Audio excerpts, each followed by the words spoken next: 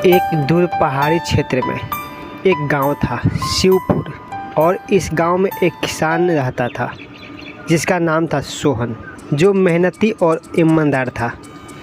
इसके घर में इसकी पत्नी और 2 बच्चे थे जो मिलजुल कर खेती किया करते थे और खुशी से थे।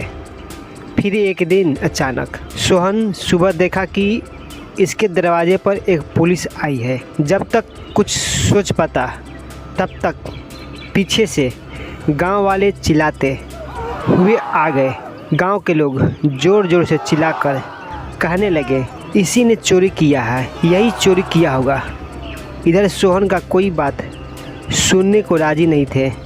सोहन की पत्नी और बच्चे रोते रोते चिल्लाते रहे और बोलते रहे, ये चोरी नहीं किए हैं, कोई गलतफहमी हुआ है। मगर इन सब की बात कोई सुनता नहीं है। इस सोहन को पुलिस चोरी के इल्ज़ाम में पकड़ के ले गई। अब इसके परिवार रोते रह गए मगर कोई इन लोगों को मदद करने नहीं आया। उसी गांव में दूर एक लड़की जिसका नाम मंजू है सब कुछ देखती रही और हिम्मत बांधकर आई और किसी तरह इस परिवार के लोगों को समझाकर शांत किया और सोहन को छुड़ाने के लिए धीरज दी। फिर ये लड़की मंजू ने गांव वालों से पता किया कि सोहन को आखिर किस चोरी के इल्ज़ाम में पुलिस पकड़ के ले गई है।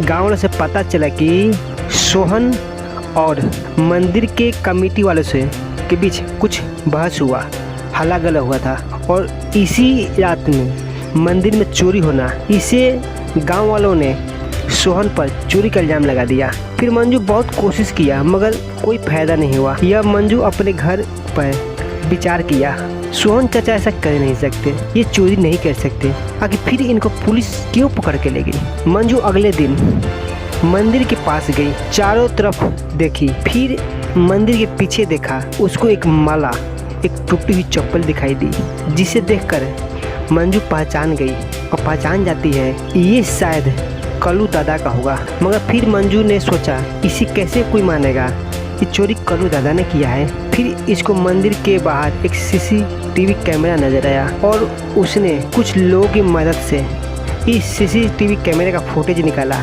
जिसमें साफ साफ दिखाई देता है कि कल्लू दादा और उसके साथी मंदिर में रात को घुस रहे हैं और कुछ सामान लेकर बाहर आ रहे हैं। अब मंजू को पूरा विश्वास हो जाता है और सबूत भी मिल जाता है। अब अगले दिन मंजू ने जब सुबह थाने जाकर पुलिस को दिखाई और सोहन को छोड़ने की मांग की, फिर थाने के लोग ने ये सबूत को देखा तो उसको एहसास हो गया कि चोरी कल्लू दादा ने किया है। फिर उसने सोहन को छोड़ने का फैसला किया। अगले दिन उस कल्लू दादा को और उसके साथी को गिरफ्तारी की। तो सोहन जब घर आया तो लोग सोहन से अनजाने में हुई गलती के माफ़ी मांगी और अपने आप पर किए हुए काम पर शर्मिंदा महसूस किए गांव के लोगों ने। फिर सोहन के परिवार सोहन को घर आते देखकर बहुत खुश हुए। यह कहानी अब खत्म नहीं हुआ है।